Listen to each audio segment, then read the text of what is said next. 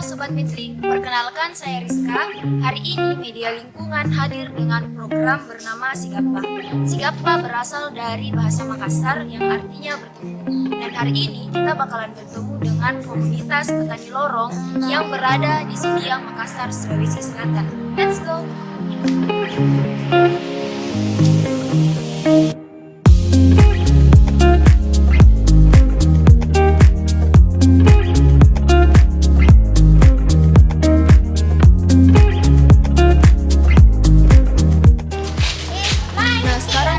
Berada di lokasi di mana komunitas petani lorong menjalankan aktivitas sehari-harinya, yaitu di Perumnas Sudiang, Makassar, Sulawesi Selatan.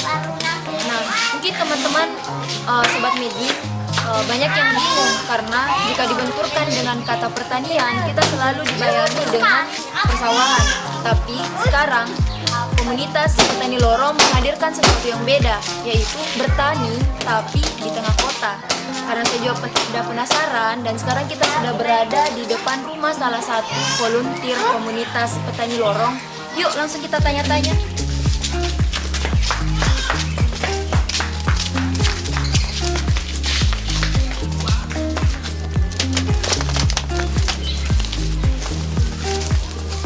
Halo Kak, saya Rizka dari Media Lingkungan. Boleh ya? Lawan Saya Munatsir. Di media sosial pakai nama akun Munatsir Abu Rinjani. Di komunitas petani lorong kita sebagai apa? Iya, kebetulan saya founder langsung. Jadi kita mendirikan petani lorong itu kurang lebih 3 tahun yang lalu. Oh iya. Jadi sekarang Sobat Media Lingkungan kita bersama founder utama dari komunitas petani lorong. Jadi teman-teman dari medialingkungan.com kemarin sempat buka-buka akun sosial media di Instagramnya komunitas petani lorong, dan di situ banyak bentuk-bentuk aktivitas petani lorong yang dilakukan di daerah-daerah perkotaan nih Kak, yang di bagian lahan kosong di dekat rumah warga. Ini kami mau tahu, mungkin kan komunitas ini dibentuk 3 tahun yang lalu Kak ya, jadi 2017. Saya mau tahu Kak, alasan Kakak bentuk komunitas ini. Iya, jadi ada banyak komunitas pertanian, khususnya kita yang bergerak di kota Bukan Perni. Ada banyak. Kan pertanyaannya apa sih yang membedakan petani lorong dengan komunitas pertanian yang lain? Kalau komunitas pertanian lain itu lebih pada kampanye mengajak orang untuk mencintai, melakukan aktivitas bertani. Tetapi kita kemudian berpikir lain, bahwa sebenarnya ada satu komunitas yang secara sukarela itu melakukan kampanye, edukasi, bagaimana dia tidak hanya mengkonsumsi sayuran sehat, tetapi dia juga bisa tahu bagaimana proses dapatnya, bagaimana proses tanamnya, dan sehingga kita berpikir bahwa pemahaman ini harus sampai pada level masyarakat tertentu, sehingga intervensi kita adalah bagaimana melakukan edukasi terhadap masyarakat, terutama mereka yang berada pada kawasan perkotaan. Kan sebenarnya untuk keprihatinan kami selama ini, isu-isu sayuran organik, sayuran sehat yang bebas pestisida itu hanya menjadi isu kelas-kelas tertentu menengah ke atas, tidak menjadi isu kelas ke bawah. Seharusnya kita berpikir sayuran organik kenapa tidak itu bisa diproduksi mereka yang berada di dalam tanda petik ya, mereka berada di bawah, secara ekonomi dia tidak punya akses untuk itu, sehingga kita kemudian berpikir bahwa petani lorong itu harus hadir mengkampen sayuran sehat, harus hadir mengedukasi dan memprovokasi bagaimana proses kemampuan cocok tanam itu didapatkan oleh mereka, yang sebenarnya secara kemampuan ekonomi juga mereka tidak bisa beli sayuran yang sehat, sayuran segar. Iya. Oh iya, saya dapat hal yang menarik. Kalau komunitas petani lorong ini bukan hanya mengkampanyekan untuk mengkonsumsi tanaman sehat, tapi juga mengedukasi dan mendampingi warga-warga yang berada khususnya di perkotaan kumuh untuk melakukan aktivitas-aktivitas bercocok tanam tanaman organik itu.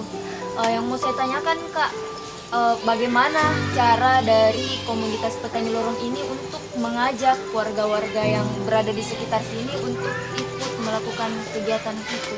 Iya kan, kita butuh waktu sebenarnya untuk riset apa sih kebutuhan dan keluhan masyarakat, sehingga kita tidak hanya satu kali datang kunjungan ke masyarakat, karena kalau teman-teman lihat di beberapa akun media sosial kita itu lebih banyak proses menanamnya itu bersama dengan masyarakat. Iya.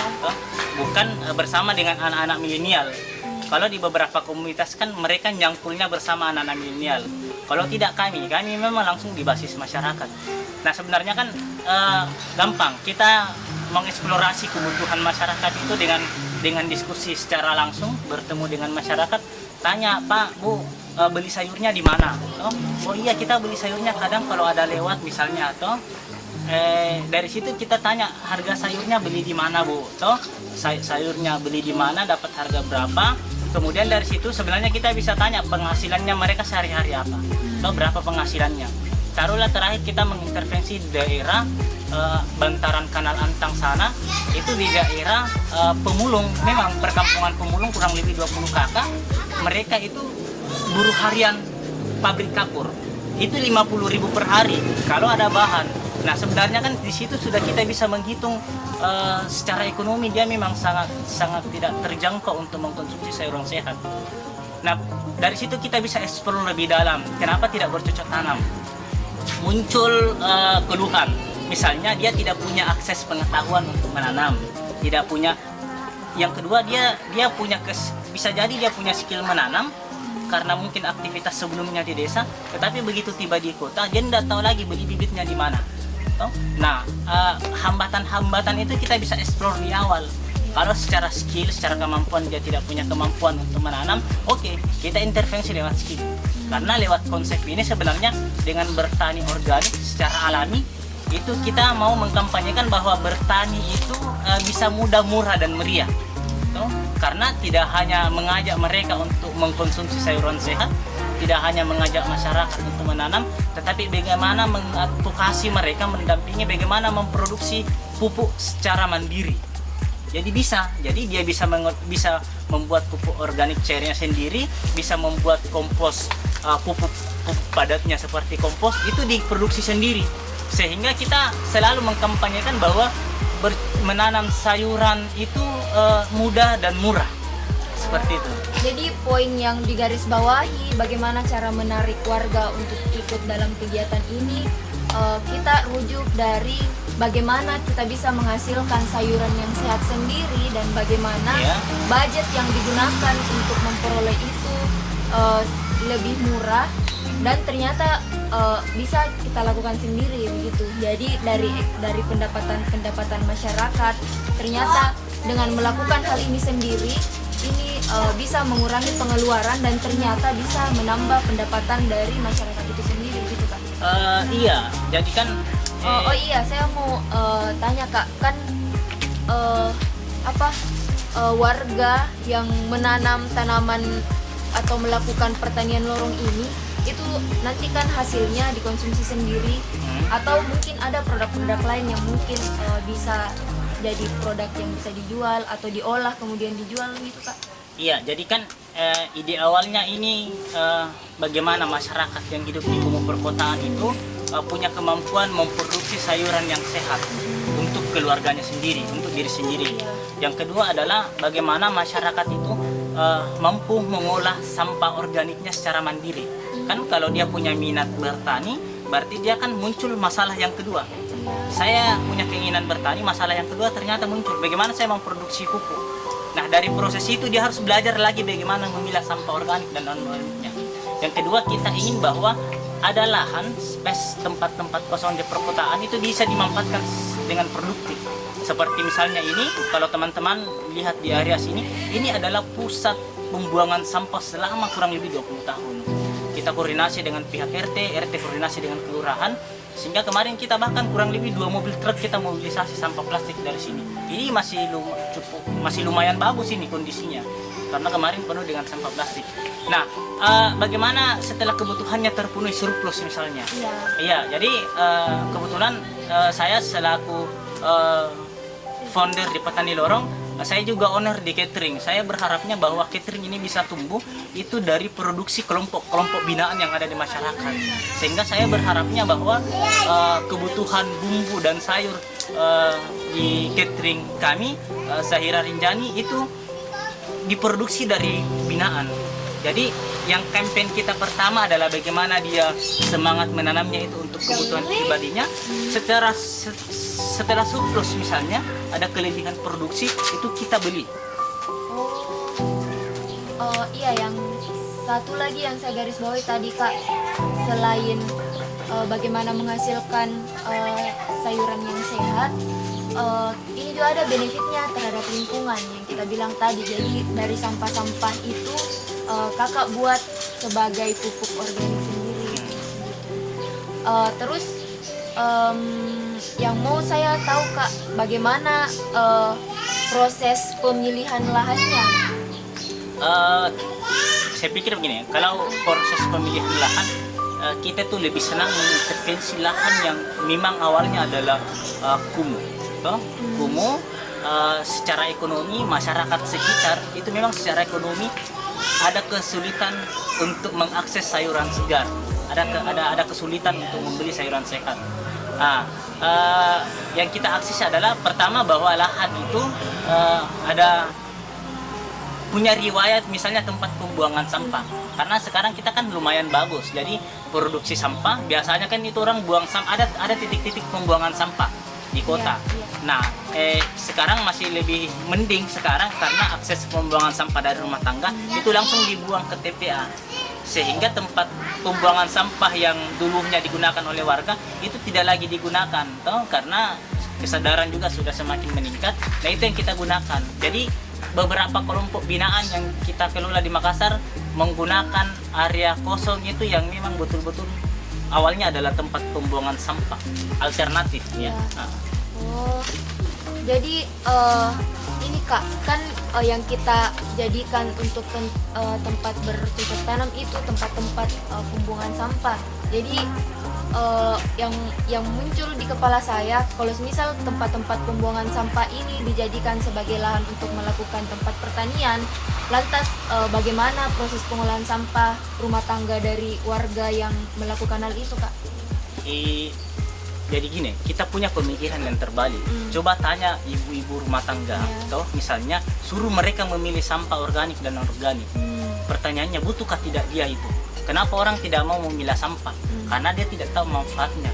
Nah sekarang kenapa kita ajak bertani? Dengan ajak bertani yang itu tadi muncul kebutuhan, muncul masalah yang baru, di mana mereka mendapatkan pupuk.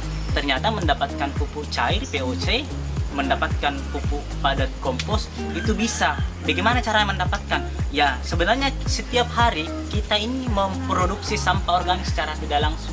Karena dari hasil survei juga hasil riset 70-80% sampah yang kita produksi dari rumah tangga ke TPA itu adalah sampah organik. Nah seharusnya model-model ini yang gerakan terbalik yang kita sampah dari rumah tangga sebelum sampai ke TPA. Jadi secara otomatis kalau dia minat bertani muncul masalah. Bagaimana memproduksi pupuk? Memproduksi pupuk tidak usah beli. Kita bisa dengan memilah sampah. Modelnya banyak. Saya pikir model membuat pupuk kompos itu banyak. Bisa dengan edukasi membuat tabung komposter, bisa menanam langsung dibuat lubang dan seterusnya. Pola-pola itu, metode-metode itu kita ajarkan secara bertahap. Karena saya pikir ini perlu nafas yang panjang.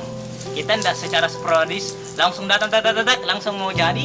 Saya pikir ya ini maksudku apa ya, pekerjaan ini harus senja dilakukan karena dia tidak bisa selesai 1 tahun 2 tahun, tetapi kita berpikir berkelanjutan. Kita berpikir ini menjadi gaya hidup yang baru di masyarakat perkotaan. Jadi kegiatan-kegiatan yang dilakukan oleh komunitas petani lorong itu selain dia low budget tapi juga ramah lingkungan gitu. Yang saya penasaran Kak, ini kan kita lakukan kegiatan bertani di tengah kota. Kira-kira ada tidak cara-cara menentukan jenis-jenis tumbuhan atau jenis-jenis tanaman yang cocok ditanam di tengah-tengah perkotaan Kak?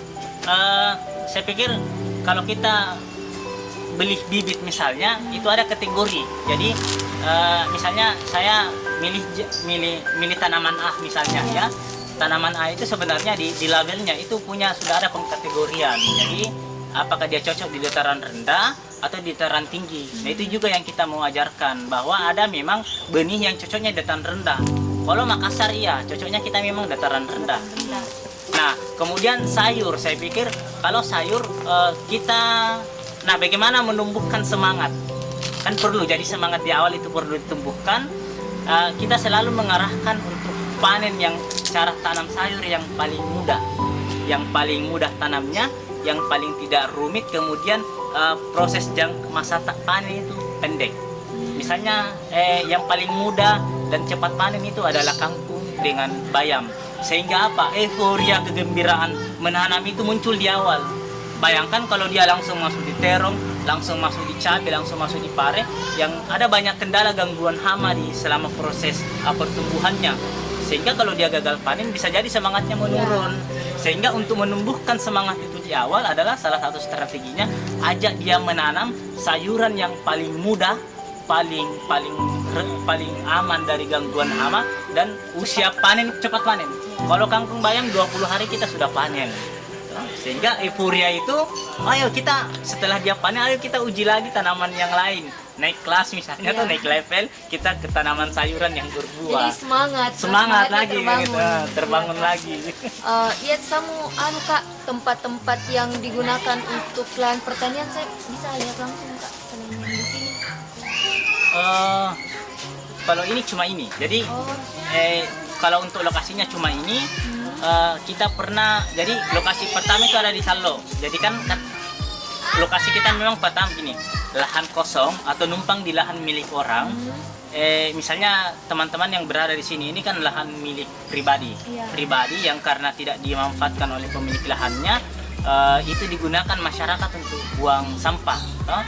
Nah, dengan keberadaan petani lorong, sebenarnya ini juga upaya untuk memproduksi masyarakat untuk tidak datang membuang sampah. Kalau ada aktivitas bertani di situ, berarti itu secara tidak langsung kita juga melarang orang untuk buang sampah. Jadi dari beberapa lokasi, misalnya kita sudah buat di Pangmatata, itu adalah kendalanya diambil lahan oleh pemiliknya. Oke, tidak kurang lebih setahun. Ya, di Anteng juga sudah pernah kita lakukan. Terakhir di depan puskesmas di depan, lahannya juga punya riwayat tempat pembuangan sampah. Kita bersihkan rame-rame, gotong royong, satu RT. Begitu bersih, pemilik lahannya malah alih sewakan ke orang lain, kan sudah bersih. Akhirnya terakhir kita pindah ke tempat ini yang lagi kita benahi. Jadi sebenarnya kalau gerakan campaign kita itu masih tetap jalan. Cuma kalau kebun biasanya kita tidak pernah bertahan di atas 1 tahun. Karena itu tadi, status kepemilikan lahan itu selalu pinjam. Jadi tantangan kita adalah memanfaatkan tanah kosong yang kadang itu milik pribadi, begitu bersih dialihkan ke untuk urusan yang lain. Begitu. Jadi lokasi pertanian lorongnya ini saya Kak. Untuk sementara cuma ini. Iya. Jenis-jenis tanaman yang ada di sini Kak apa saja? 2 minggu yang lalu kita panen kangkung di sini, kita panen kangkung, kita panen bayam.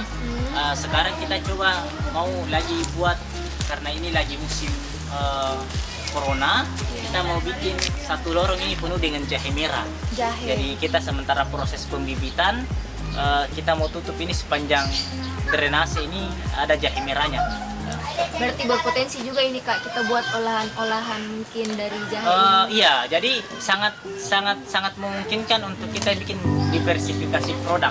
Jadi kalau misalnya surplus, misalnya kita mau membranding, misalnya dia menjadi lorong jahe, lorong apa namanya, rempah-rempah bumbu, itu bisa kita masuk ke diversifikasi produk. Bisa buat sarapannya, misalnya kita buat bungkusan instannya, misalnya bubuknya, dan seterusnya. Kalau anunya Kak, yang pembuatan pupuknya ada, yang maksudku yang sementara diolah. Ada depan rumah yang komposternya itu. Bisa dilihat. Oh bisa. Saya minum dulu. Dari sayur-sayuran. Jadi bukan Jadi organik itu semua yang bisa hancur. Jadi kalau di proses pemilihan sampah itu ada organik, anorganik dengan B3 yang zat-zat kimia. Iya. Cuma memang secara umum masyarakat itu kan cuma taunya dua, jadi organik dan anorganik. Organik adalah semua bahan yang bisa hancur. Jadi mau limbah jeroan ayam, ikan, sayuran, sisa makanan, sisa sayur itu dimasukkan ke sini. Nah nanti kita bisa model panennya dia dari bawah. Jadi ini kompos padat. Sebenarnya ada konstruksi yang lebih baik dari ini. Jadi tabung komposter itu kita dia bisa pakai satu alas. Kita bisa ini pakai dua susun konstruksinya di dalam. Jadi air yang menetes dari tampungan itu namanya air lindi, POC. Nah, air lindi itu menetes, tapi itu punya proses lagi untuk itu dijemur biasanya. Sama dengan kompos padat. Jadi setelah kita panen, kita jemur, kemudian kita campur dengan media tanam tanah. Dengan perbandingan biasanya 2:1 untuk umum. Tapi kalau lagi banyak pupuk komposnya biasanya perbandingan 1:1. Kalau umum biasanya 2:1. Saya mau tanya nih Kak, kan ini sudah berlangsung selama 3 tahun ya. Kira-kira kendala-kendala yang mungkin sering kita dapati selama 3 tahun ini itu apa Kak? Dalam menjalani pertanian di lorong. Yang pertama lahan, karena kepemilikan lahan itu kan kita sistemnya numpang. Yang kedua adalah memang mempertahankan itu jauh lebih sulit daripada memulai. Jadi kontinuitas itu yang agak biasa bermasalah di masyarakat. Jadi karena dari sekian banyak orang yang kita dampingi, biasanya yang lolos sampai lanjut betul-betul menanam itu biasanya cuma sebagian saja. Karena kan gini, kalau dia punya aktivitas kesenangan menanam, sebenarnya yang kita mau tawarkan juga menanam bunga atau menanam sayuran. Gitu. Kan menanam sayuran juga bisa kita atur pola tanamnya. Kalau teman-teman bisa mengatur pola tanam, itu setiap menyemai setiap pekan itu bisa panen setiap pekan bisa dia panen. Kalau dia menanamnya rutin. Ada tempat juga yang saya kan tadi kita bilang benihnya ini begini. Ada tidak targetan kita buat benihnya sendiri? Pemilihan benih itu kita bisa. Jadi cuma kan kalau yang kita beli itu sudah diinjeksi dengan pestisida. Nah, itu bisa kita lakukan pemilihan. Misalnya misalnya bagaimana memilih bibit, bagaimana mencari bibit unggul di tanaman cabai misalnya, itu bisa kita bisa ajarkan ke masyarakat. Karena kan misalnya begini, untuk membuat benih itu bukan buah pertamanya, tapi yang setelah buah kedua ketiga dipilih setelah matang, diambil buah yang terbesar, kemudian dipotong sepertiganya, bagian tengahnya adalah bibit unggul. Jadi sebenarnya bisa, hanya saja kalau di ilmu pertanian kan kalau kita beli bibit dari toko itu kan F1 ceritanya, generasi pertama. Iya.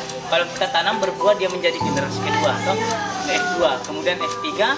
Nah, kalau di dalam teori pertanian organik atau alami yang bebas injeksi pestisidanya itu ada di generasi ketiga. Jadi sebenarnya punya proses yang panjang untuk mendapatkan benih lama. Ya. Ini kan proses yang dilakukan sama komunitas petani lorong kan edukasi dan pendampingan. Kira-kira ada tidak Kak mungkin teman-teman dari komunitas ini, misal nih Kak, ada orang dari luar yang mungkin terinspirasi untuk lakukan ini kegiatan ini juga dan butuh mungkin edukasi atau pendampingan dari komunitas ini, ada enggak caranya atau mungkin melalui apa sih supaya bisa diakses gitu Kak? Iya, paling kita cuma punya media sosial di Instagram dengan fanpage di Facebook itu atas dengan nama Petani Lorong. Gitu. Selebihnya teman-teman banyak koordinasi langsung karena ini adalah kegiatan bagi kami ini adalah kegiatan sosial. Tugas kita adalah selain kita datang langsung mengintervensi ke masyarakat, ada juga beberapa masuk lewat jaringan komunitas. Jadi itu kita boleh. Jadi untuk wilayah Makassar misalnya, kita boleh datang diundang atas nama komunitas. Jadi ada komunitas A mau datang dibuat pelatihan, boleh. Jadi kita ini lakukan secara sukarela. Tidak hanya itu, kita juga selain ada pembinaan kelompok, kita juga ada pembinaan ibu-ibu, misalnya majelis taklim. Kemudian ada teman-teman di remaja masjid, ada di panti yang mereka punya lahan tidak perlu PIK, boleh mengundang teman-teman dan kita datang ke sana. Dan semuanya free, tidak berbayar karena ini adalah kegiatan sukarela. Jadi Sobat Migling yang mungkin berada di luar daerah Sudiang dan tertarik untuk melakukan kegiatan yang dilakukan oleh komunitas petani lorong, teman-teman bisa kunjungi info-info yang ada di akun sosial media yaitu Instagram Petani Lorong dan akun sosial medianya di Facebook, dan teman-teman juga bisa berkomunikasi langsung dengan teman-teman di komunitas Petani Lorong untuk dilakukan pendampingan dan pelatihan di daerah teman-teman, dan ini dilakukan secara sukarela. Jadi teman-teman tidak usah khawatir untuk mengeluarkan budget yang lebih lagi.